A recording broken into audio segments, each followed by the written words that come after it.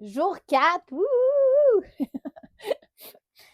Là, depuis 3 jours, je vous parle beaucoup de vous, de votre position, de votre mindset, de comment vous présenter à votre cheval. Puis là, aujourd'hui, je trouvais important quand même de passer un peu de temps de parler quand même de la morphologie du cheval. Donc, on va quand même faire ça léger, euh, juste pour que ça soit instructif pour vous, sans vous déborder avec de l'information. Deux chevaux qui travaillent de différentes manières, vous pourriez les monter puis demander la même chose de la même manière. Puis les deux chevaux ne vont pas réagir de la même manière parce qu'il n'y aura pas la même grandeur, il n'y aura pas le même poids réparti, il n'y aura pas la même longueur d'encolure, la longueur de dos, le positionnement des postérieurs, l'axe, les angles de ses pattes aussi peuvent faire une grosse différence, l'angle des épaules. Tout ça, ça peut faire une énorme différence dans la ride. Par contre, puis je ne veux pas du tout bloquer, tu sais, qu'il y a des gens, exemple, qui pourraient se dire, ah ben là, mon cheval, c'est juste un quarter horse, il ne sera pas capable de faire de dressage. Ça, c'est quand même vraiment faux. Je vais vous raconter une histoire. Peut-être que vous la connaissiez ou peut-être pas, mais la jument de ma mère cherchait un cheval il y a à peu près 5-6 ans. Un cheval qui allait être vraiment gentil pour elle, qui allait être sécuritaire. Puis on a cherché un peu sur les réseaux sociaux et tout ça. Puis je suis tombée sur une super cute quarter horse.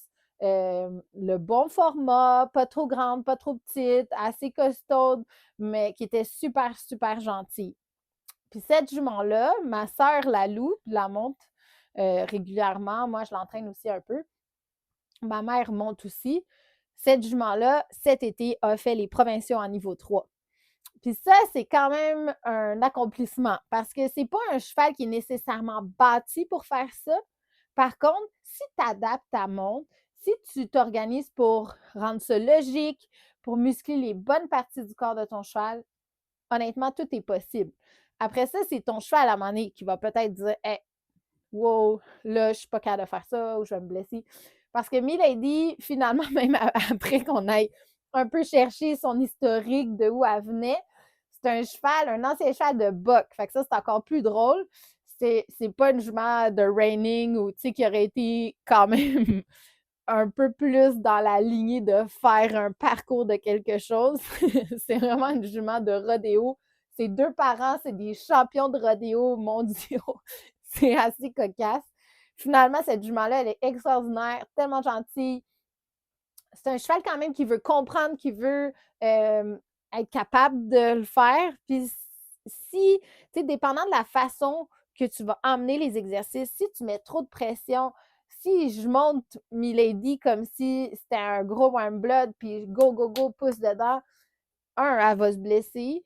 Puis deuxièmement, elle n'aura pas de fun du tout. Puis à long terme, ça ne fonctionnera pas.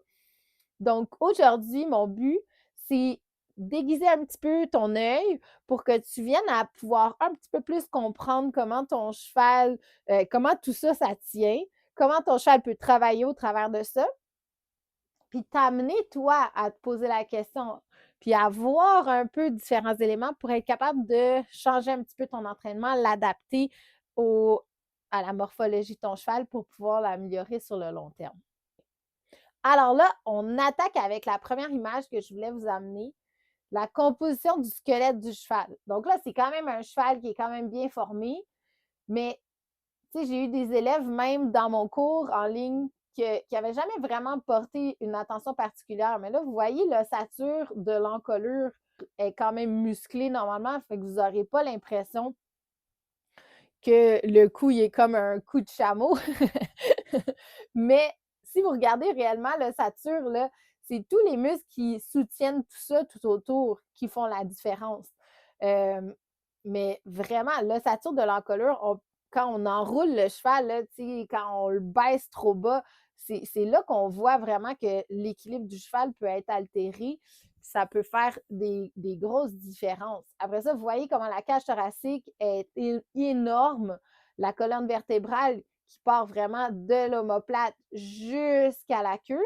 Puis là, un élément que je voulais vous amener à apprendre, c'est la chaîne thoracique. La chaîne thoracique, ce que c'est un ensemble de muscles qui rattachent l'omoplate à la cage thoracique. OK? Les chevaux, là, je vais vous montrer une image. L'image que je vous montre en ce moment, elle est assez percutante. Si vous ne le saviez pas, la cage thoracique flotte sur des muscles et des fascias entre les deux omoplates et entre les pattes avant du cheval. Puis là, tu sais, vous avez peut-être, si vous êtes un peu dans le dressage, vous avez peut-être déjà entendu « je veux que tu fasses monter son dos ». Mais physiquement, ce que c'est qu'est-ce que vous voyez là? On voit à droite, c'est plus une chaîne thoracique qui est abaissée, puis à gauche, on voit une chaîne thoracique qui est relevée. Donc, si les muscles sont bien travaillés, on peut vraiment faire remonter le garrot dans la chaîne thoracique, les muscles qui sont là. Puis tous les muscles, c'est ça qui soutient vraiment la colonne vertébrale. Fait que de la tête à travers ces muscles-là jusqu'au sacroiliac où il y a une articulation, tout ça est suspendu un peu comme un pont. Donc ça peut peut-être même vous ouvrir les yeux puis un peu être percutant sur le fait d'être patient, d'apprendre à votre cheval à être capable de vous soulever, à vous soutenir, à prendre des pauses pour qu'il ait le temps de récupérer pour bien se muscler. Puis en même temps, ça ouvre des millions de portes. Donc là, je vais continuer avec une image de musculature. Donc là, vous voyez le trapèze, les muscles de l'encolure, justement parce qu'ils soutiennent toute l'avant-main du cheval. Dans le fond, sur les antérieurs, ils vont soutenir toute l'encolure, le poids, la tête, puis la colonne et la cage thoracique. Ces muscles-là, ils sont assez forts. Là. Fait que là, vous voyez le trapèze, il y a tous les muscles au niveau des épaules. Puis là, j'y vais vraiment relativement rapidement. Mais le cours d'aujourd'hui, c'est comme une petite initiation pour que vous deveniez un petit peu plus curieux. Et tranquillement, pas vite, ouvrir vos yeux pour que vous regardiez vos chevaux d'une autre manière. Donc là, c'est ce qui conclut notre cours du jour 4.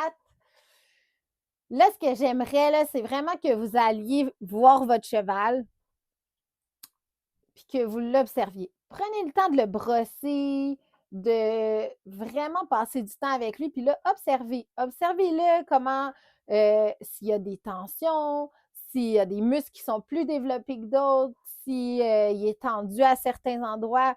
Touchez un peu partout parce que ces moments-là, c'est ce qu'il va faire normalement avec un autre cheval dans le paddock.